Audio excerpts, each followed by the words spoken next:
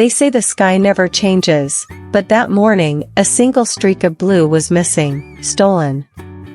I remember standing on the hill above the tree line, watching the clouds drift like soft feathers. Everything should have been calm. But even the wind felt confused, as if it had lost its compass. That was when I saw him. A small fox, no larger than a sapling's shadow, staring upward with eyes too bright for his size. His fur shimmered, not fully, not obviously, but with the faintest trace of sky blue pulsing under the sunlight. And when he turned, the truth revealed itself in a soft ripple. The missing color from the sky had wrapped itself into his coat. He didn't run. He didn't hide. He simply blinked at me as though I were the strange creature. Then he lifted his paw, and the grass beneath it brightened to a lighter shade of green, as if kissed by the sky. The world around us shifted in a way I still cannot fully explain. The air tasted sharper. The shadows grew softer. And as the fox, Lumen, took a step, I realized that I wasn't witnessing an accident of nature. I was witnessing a choice. A color had abandoned the heavens and chosen him. That was the moment everything began to unravel. That night, the forest didn't sleep. Wind rolled through the branches like someone flipping pages too fast. Even the owls refused to hoot, their silhouettes frozen against the moonlight. And somewhere between those uneasy breaths of nature, Lumen lifted his head. He heard it before I did. A whisper, thin, trembling, heavy with age. It came from above the clouds, from deeper than the dark where stars are born. I watched his ears twitch, his fur glowing faintly with that stolen shade of blue. "Return what you carry," the voice murmured. "Or all things will fade." The words weren't loud, yet they cracked through the stillness like lightning held in a whisper. Lumen backed away, paws trembling in the dew-wet soil. For a moment, I thought he might bolt. Instead, he looked at me, seeking answers I didn't have. The sky above him pulsed with a dull, bruised light. The missing color left a wound, a gap in the world so thin it felt like I could slip a finger through and touch something ancient. "Did you mean to take it?" I asked softly. He shook his head. The whisper echoed again. Not angry. Not accusing. Just afraid. And that terrified me even more. Because if the sky itself could fear something, then whatever was coming for Lumen was older, and darker, than anything we had ever known. The next morning, the meadow acted strangely, as if it had been waiting for Lumen to return. The flowers lifted their faces toward him, petals trembling like tiny hands trying to touch his glow. I stepped beside him, feeling the air thicken with a memory older than the soil beneath my boots. "Why are they staring?" I whispered. But even before the question left my lips, I saw it. Wherever Lumen walked, the meadow changed. Colors sharpened. Greens deepened. Yellows grew warmer. Even the shadows stretched with gentler edges, as though trying not to frighten him. One daisy brushed against his paw, and its white petals turned the same soft blue woven into his fur. The meadow remembered him. Or rather, the meadow remembered the last creature who carried sky colors on earth. A hush fell over the field as if every blade of grass was afraid of a story it didn't want to repeat. Lumen looked up at me, ears low, eyes glimmering with a question he couldn't speak. Then the flowers rustled, no wind, no breeze, just movement driven by memory. And they spoke without words, their colors shifting to form an image, a shadow devouring light, a world drained to gray, and a fox-shaped silhouette disappearing into darkness. Lumen stepped back in fear. The meadow had shown him a warning. A warning of the last time a creature borrowed color from the sky. And the disaster that followed.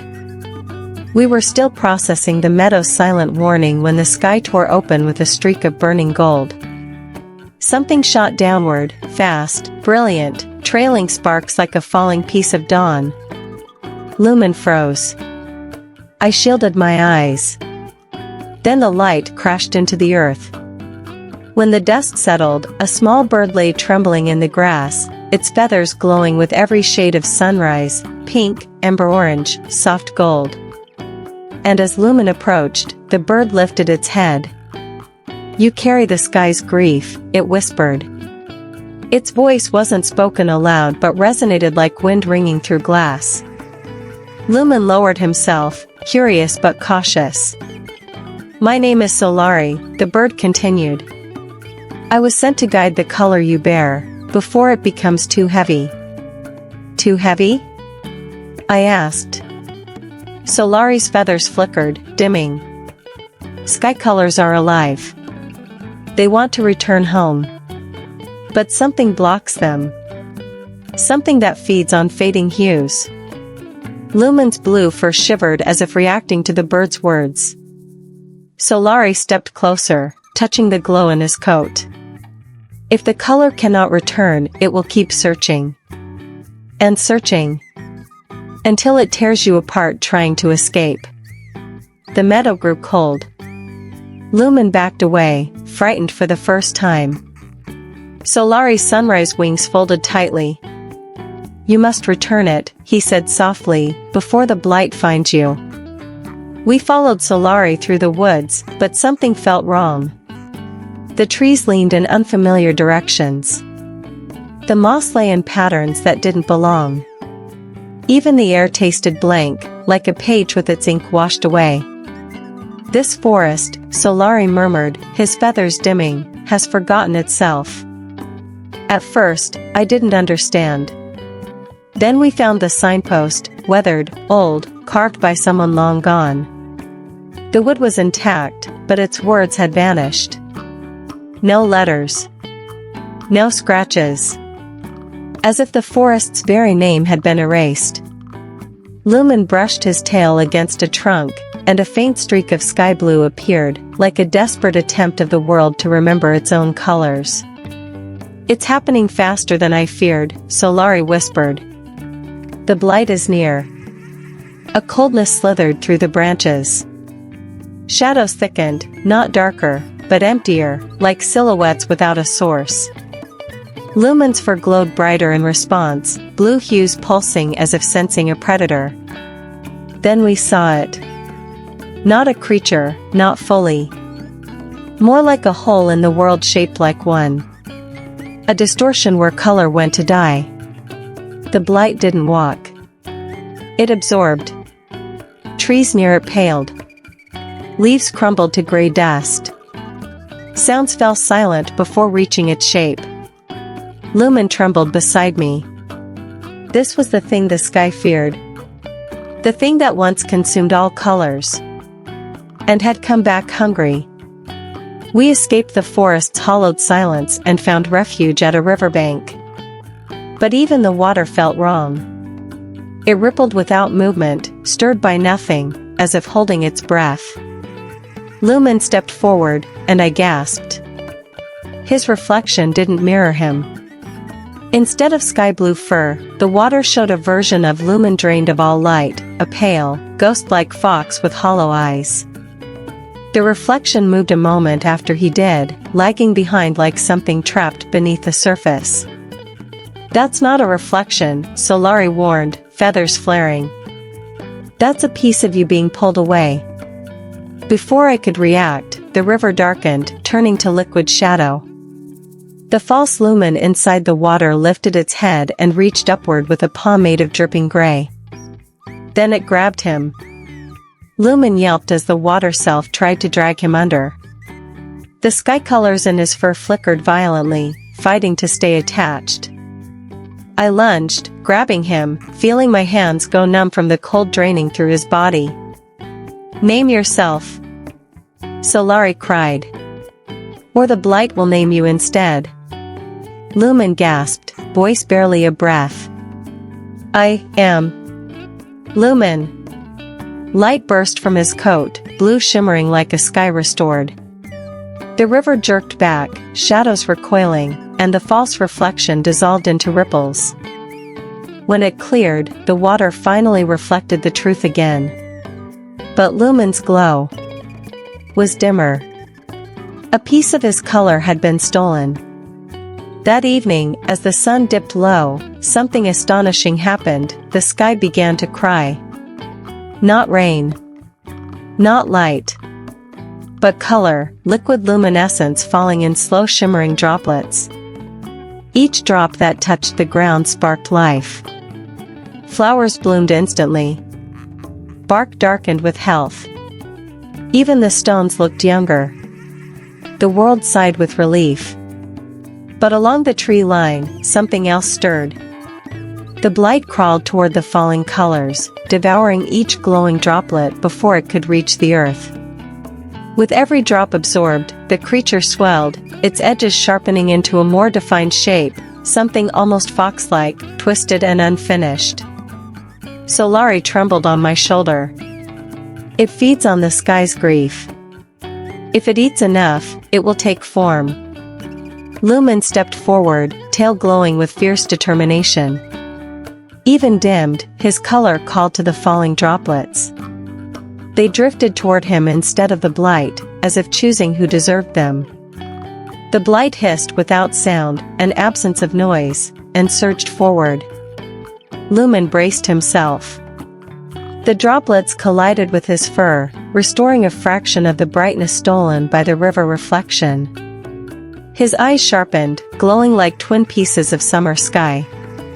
"Run or fight?" I whispered. Lumen didn't answer. He didn't need to. His fur brightened. And the sky cried harder, as if urging him not to be afraid.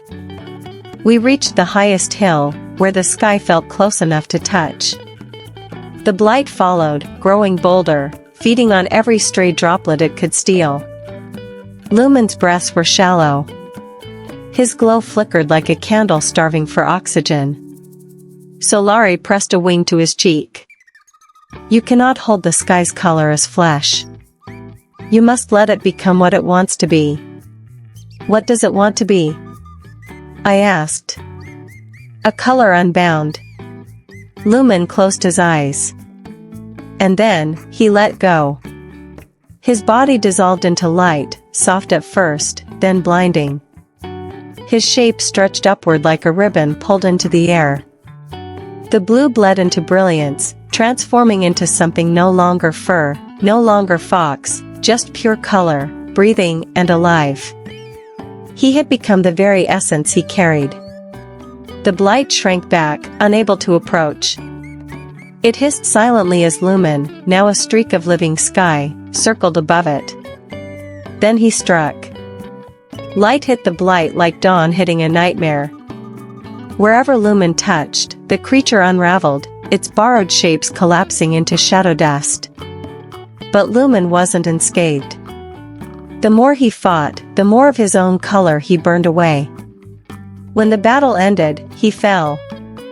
Dim, trembling, barely glowing. He had become color itself. And nearly lost himself in the process. Dawn approached slowly, as if afraid of what it would find. Lumen lay curled beside me, not fully fox, not fully light, shifting like a creature caught between worlds. Solari watched over him, feathers trembling with worry. "The blight isn't gone," the bird whispered. "It left something behind." A faint gray smear stained the ground, an ooze of uncolor that quivered like a wounded thing. As sunlight crept closer, the smear retreated violently. "It fears the dawn," I murmured. "No," Solari corrected, "it fears memory. Dawn is the sky remembering itself." The smear pulsed. A whisper escaped it, broken, fragmented, longing. Lumen stirred.